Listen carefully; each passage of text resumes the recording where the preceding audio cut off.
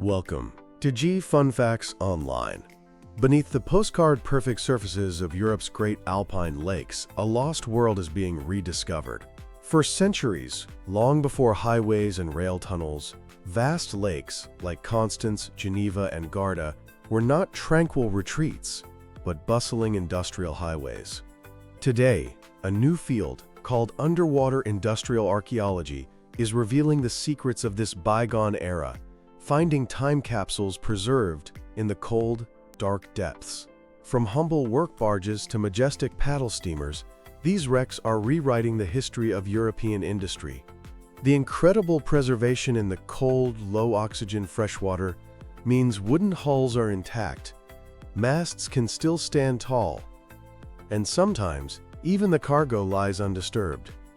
Using advanced technology, researchers are creating detailed digital models, bringing these silent giants back to the surface without ever moving them. Let's dive into the story of these liquid highways. The industrial history of the Alps is inseparable from its lakes. From the Roman era, they were natural conduits for moving goods through the mountains. But the Industrial Revolution in the 19th century changed everything. Steam power arrived in the 1820s, and with it, a new age of efficiency. Grand paddle steamers began ferrying not just goods, but a new type of cargo: tourists. Vessels operated by companies like the CGN on Lake Geneva became floating monuments to Belle Epoque elegance. But beneath this glamour, a more critical industrial system thrived. On Lake Constance, a sophisticated network of train ferries was created in the mid-19th century. These specialized ships could carry entire freight wagons, creating a seamless link between rail networks on opposite shores. This integration of water and rail was vital, moving everything from raw materials to manufactured goods. The cargo was incredibly varied. Lake Lucerne's boats moved massive quantities of stone from quarries for growing cities. Timber from mountain forests was barged to sawmills. Agricultural products like wine and grain connected fertile shores to wider markets. Even mail was delivered by boat, a tradition that continues on Lake Geneva today. The decline of this era was gradual. The expansion of railways around the lakes and later the rise of trucks and road transport in the 20th century offered faster, more direct routes. The once essential lake transport became secondary. Many of the great steamships were decommissioned, barges were abandoned, and some were deliberately scuttled or lost to storms, sinking to the lakebed to await a new era of discovery. And that era is now. One of the most ambitious projects is happening on Lake Constance, which borders Germany, Austria, and Switzerland. The Wrecks and Deep Sea project has used high-resolution mapping to create a comprehensive inventory of what's down there. The results are astounding. They've identified 31 previously unknown shipwrecks. Among the most significant are two pioneering paddle steamers. One is believed to be the SD Baden, launched in 1871 as the lake's first saloon steamer, capable of carrying 600 passengers. The other is the Friedrichshafen II, which was destroyed in a World War II air raid and scuttled in 1946. But perhaps the most remarkable find in Lake Constance is a perfectly preserved wooden cargo sailing ship. It was found with its mast and yardarm still intact, an absolute rarity that offers a unique window into early shipbuilding and trade. In another part of the lake, researchers found a field of at least 17 wooden barrels, some still sealed, a lost cargo whose ship remains a mystery. Over in Italy, Lake Garda holds stories from different eras entirely. Near the town of Lazise lies the wreck of a Venetian galley, sunk in the early 16th century during a war. The cold, muddy bottom has preserved this Renaissance-era warship in excellent condition.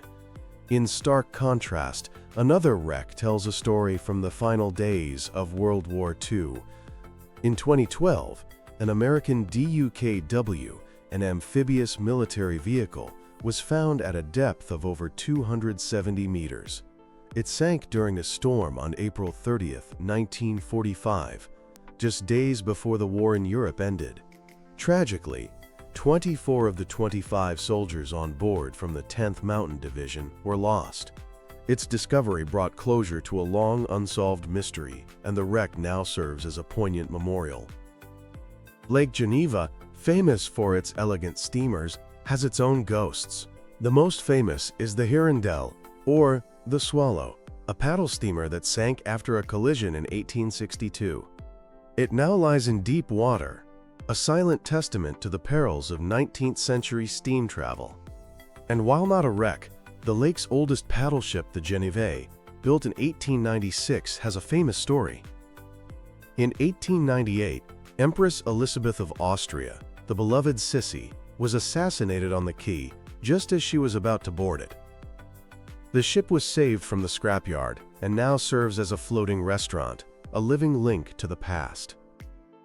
These discoveries aren't limited to the industrial era. In Lake Lucerne, work on a pipeline uncovered a submerged Bronze Age settlement from around 1000 BC, pushing back the known history of the area by 2,000 years. So how are archaeologists finding and studying these sunken secrets? It all starts with technology.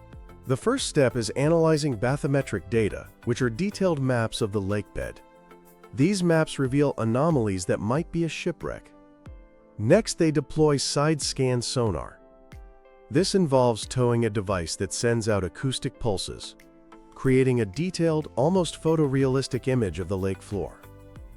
This is how the team on Lake Constance sifted through over 250 anomalies to find the 31 real shipwrecks.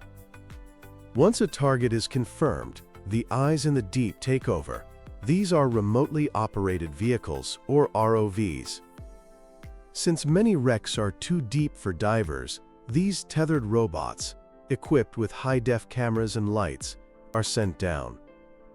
An operator on the surface pilots the ROV, getting the first real look at the site and recording crucial video footage. But the most transformative technology is 3D photogrammetry. An ROV or a diver takes hundreds or thousands of overlapping photos of the wreck. Powerful software then analyzes these images and stitches them together to create a stunningly detailed and accurate 3D model. These digital models are precise scientific instruments. Archaeologists can take measurements, study construction details, and analyze the site, all from their lab. It also creates a permanent record and allows the public to take a virtual dive on a wreck they could never otherwise see. The reason these wrecks are in such amazing condition is the unique environment. The cold, deep freshwater has very little oxygen, which dramatically slows down the biological and chemical processes of decay. Wood-boring organisms that ravage ships in the ocean can't survive here. This is why a wooden ship can be found, with its mast still standing after more than a century. Because of this, the guiding principle is in situ preservation. This means leaving the wrecks where they are. Raising a waterlogged ship is incredibly expensive and creates a massive conservation headache. Once exposed to air, the materials can deteriorate rapidly without years of complex chemical treatment. As the experts say, the focus is on documentation, not salvage. Protecting these sites also involves a complex web of laws, especially since lakes like Constance and Geneva are shared by multiple countries. International agreements, like the UNESCO 2001 Convention on the Protection of Underwater Cultural Heritage, provide a framework, promoting preservation and prohibiting commercial exploitation. This requires a high degree of cooperation between nations to manage their shared heritage. But beyond the technology and the treaties, these wrecks are about human stories. They are about the skilled shipwrights who built them, the captains who navigated treacherous storms, and the passengers who traveled for business or pleasure. The work of a captain on one of these large steamers required immense skill and an intuitive feel for the lake. The crews of the cargo barges, the workhorses of the lakes, engaged in hard physical labor, their lives tied to the rhythms of industry.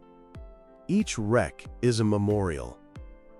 The sinking of the DUKW in Lake Garda is a site of human loss. The forgotten cargo ship in Lake Constance speaks to the pragmatic world of commerce. As archaeologists study these sites, they are piecing together the lives of the people who inhabited this now submerged world. The exploration of the Alpine lakes is a new frontier in European heritage. It has already revealed a vast underwater museum of our industrial past. As technology improves, we will be able to explore more and learn more. These sunken vessels are not just relics, they are a reminder of the ingenuity, industry, and deep connection to the natural world that has shaped the heart of a continent. And as the exploration of these dark, cold waters continues, we can be sure that many more secrets are still waiting to be discovered.